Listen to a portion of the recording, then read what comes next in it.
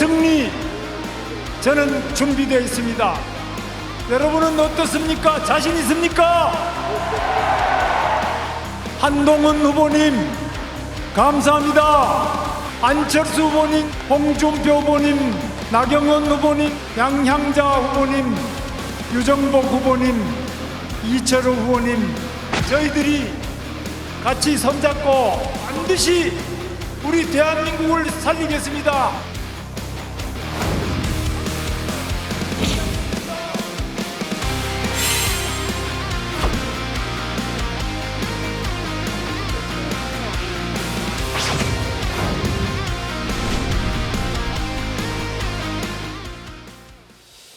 자, 지금 영상 구성으로 직접 만나보셨습니다만 오늘 오후 국민의힘 전당대회에서 21대 대통령 선거에 출마한 최종 후보 김문수 후보가 선출이 됐습니다. 김문수 후보 56.53% 득표율을 받았죠. 먼저 김 후보의 당선 수락 연설부터 직접 들어보도록 하겠습니다. 반드시 당권에서 승리하겠습니다. 민주당은 31명에 대한 탄핵안을 제출했습니다. 자유민주주의 시장경제 헌법에 어긋나는 온갖 악법을 만들어냈습니다. 국회의원을 동원해서 방탄국회를 만들었습니다. 도대체 세계 어느 나라 국회가 이런 국회가 있습니까, 여러분? 이재명 후보 선거법 위반을 대법원이 바로잡자 사법부를 손봐주겠다고 협박하고 있습니다. 이재명 후보의 재판을 더 이상 못하도록 중단시키는 법까지 만들겠다고 합니다. 이 사람들이 정권을 잡는다면 끔찍한 독재가 펼쳐질 것입니다. 89.77% 이재명은 이미 독재자 아닙니까, 여러분? 저는 민주당 이재명 세력의 집권을 막기 위해서라면 어떤 세력과도 강력한 연대를 구축할 것입니다. 국민과 우리 당원들께서 납득할 수 있는 절차와 방식으로 추진하겠습니다. 그리고 마침내 이기겠습니다. 직접 들어보셨습니다만 김문수 후보 이 당선 수락 연설에서 이재명 세력의 집권을 막기 위해서라면 어떤 세력과도 이 강력한 연대를 구축할 것이다 이렇게 밝혔습니다. 수락 연설을 어떻게 들으셨는지 또 결과는 어땠는지 이현정 의원께서 먼저 한마디 해주시죠.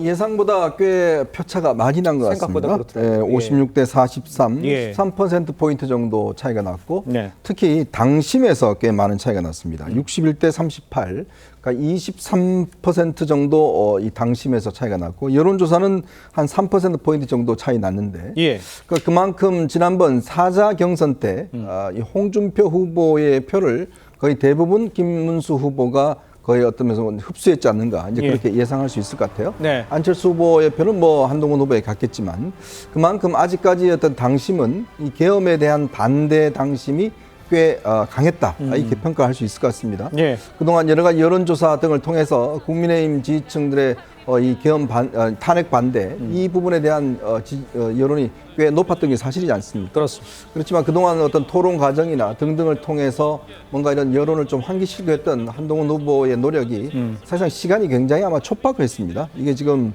조기 경선이 이루어지면서 예. 선거운동 기간도 짧고 그러다 예. 보니까 여론 확산에 좀 한계가 있었던 것 같습니다. 예. 그래서 아마 이런 결과가 나온 것 같은데 이제 문제는 여기서 끝은 아닌 것 같습니다. 지금 일단 장외에 한덕수 후보가 나와 있는 그런 상황이고 그렇죠. 또 김문수 후보는 본인이 한덕수 후보가 적극적으로 단일화를 한다는 그런 공약으로 사실은 그 후광으로 당선된 성향이 강하거든요. 그렇습니다. 그렇다면 문제는 이제 후보 선출되기 전과 후는 상당히 다를 수가 있다는 거죠. 그리고 이제 아무래도 국민의힘이라는 거대 정당의 후보기 때문에 그 주도권을 아마 이 김문수 후보가 가져갈 수밖에 없는 상황이 아닌가. 그래서 아마 앞으로 이 단일화 문제도 꽤 우여곡절을 좀 겪을 것 같습니다. 단일화 문제까지도 지금 우여곡절 겪을 수 있는 상황이긴 합니다만 일단 김문수 후보가 최종 후보로 결정된 것에 대한 이야기를 해주셨는데 현장에 직접 계셨죠, 변호사 네. 대변인께서도 현장 분위기가 아까 당심 얘기 언급을 하셨는데 표 차이가 좀 난 것에 대해서는 어떤 식으로 평가를 하고 있습니까? 사실 오늘 현실적으로 이제 보면 보면은 결과를 보면 당신뿐만 아니라 이제 여론조사, 국민 여론조사도 이제 김문수 후보가 앞선 것으로 나와 있거든요. 네. 이런 부분을 보면 이제 아무래도 국민들께서 대척점에 있는 이재명 세력에게 이길 사람이 누군가 이런 부분에 대해서 뭐 탄핵을 찬성하든 탄핵을 반대하든 이런 부분에 대한 뭐 투표가 아니라 네. 누가 더 적합한지에 대한 그런 투표를 하셨다라고 생각이 들고요. 예. 그리고 반드시 이재명 세력을 이기기 위해서는 이제 해야 될 것이 연대와 화합 그리고 또 포용력 그리고 이제 또 통합이기 때문에 그 부분을 어떤 후보가 더 잘할 것인가 이 부분에 대해서도 표를 주시지 않았나 이런 생각이 듭니다. 알겠습니다. 신현영 전 의원께는 이렇게 여쭤볼게요. 지금 그 김문수 후보가 됐지만 허들이 하나 더 남아있는 상황이잖아요. 밖에서 봤을 때는 이 국민의힘 후보의 결정, 김문수 후보 어떤 의미라고 해석을 하십니까? 실제로 찬탄, 반탄해서 두 가지의 분류로 후보가 선정이 되는 과정에서 한동훈 후보가 만약에 최종 네. 후보로 선정이 되면 민주당한테는 조금 더 불리하지 않을까라는 오히려? 예측도 일부 있었습니다. 예. 그럼에도 불구하고 김문수 후보가 됐고 이제는 김덕수라는 이제 단일화 과정을 앞두고 있는 상황이지 않습니까? 네네. 그런 면에서는 아직도 국민의힘이 이 탄핵의 강을 건너기에는 하세월이 걸리겠구나라는 생각이 듭니다. 여전히 내부에서는 탄핵을 반대하는 분들의 그런 목소리가 더 크고 예. 그런 면에서는 이 중도층에서의 정권 교체 열망이 높은 상황에서 지금까지 8명 후보의 경선 과정은 당 내의 선거로서의 메시지가 상당히 많이 흘러나왔기 때문에 네. 어떻게 해야 중도층의 표심을 더 잡을 수 있을까라는 면에서의 시각으로 봤을 때 참 앞으로의 가는 과정에서도 단일화 과정이 그렇게 명분이나 예. 뭔가 아름답지 않을 가능성이 있기 때문에 이런 것들을 국민의힘에서 어떻게 극복할 것이냐 그리고 국민들한테 다음 대한민국 미래에 대한 비전을 어떻게 보여드릴 것인가 이런 부분에서의 큰 숙제가 남겨져 있다고 보고요. 실제로 토론은 한동훈 후보가 잘했습니다. 그리고 예. 정책에 예. 있어서도 예. 패널들이 다 한동훈 측의 그런 정책에 더 우선순위에 점수를 주었는데요.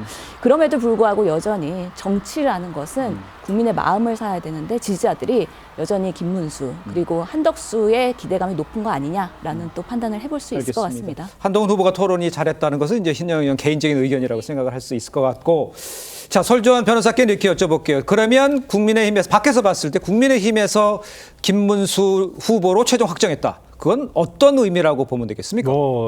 그 뒤에는 김덕수 전략이 있지 않았습니까? 그러면 한덕수 권한대행과의 아니 이제 전 권한대행과의 어떤 단일화 논의를 통해서 예. 어떤 이제 아마 그 지금 지지층 내에서는 좀 그런 것 같습니다. 개헌에 조금 더 방점을 둔 건 아닌가? 개헌에 어떤 방점을 개헌 뒀다. 세력 대 아니면 개헌 반대 세력 예. 이러한 프레임으로 가고자 하는 거에 대한 어떤 그 표심을 당 내와 그 다음에 뭐 여론조사에서도 반영된 게 아닌가라는 생각이 좀 들고요. 네.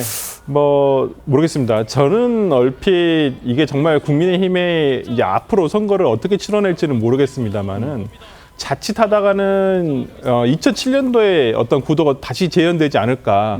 이 부분은 아마 국민의힘에서도 지금 아마 고려를 하고 있을 텐데 그러한 구도가 나올 확률이 굉장히 높다라는 부분이죠. 특히나 국민의힘에서 지금 오늘 어떤 그 여론조사라든지 당 어떤 퍼센티지 종합적으로 보면 56대 43 정도가 됩니다. 그러면 당 내에서라든지 아니면 보수 지지층 내에서도 상당히 많은 수의 지지자들도 이러한 탄핵 반대라든지 이런 예. 부분에 있어서 상당히 투표를 한동훈 대표에게 줬단 말이에요. 예. 그렇다고 한다면 이러한 분들을 어떻게 끌어들일 수 있을 것인가, 어떻게 투표장으로 나오게 할 것인가, 이거에 대한 고민을 정말 심도 있게 해봐야 될 순간이 아닌가 싶습니다. 알겠습니다.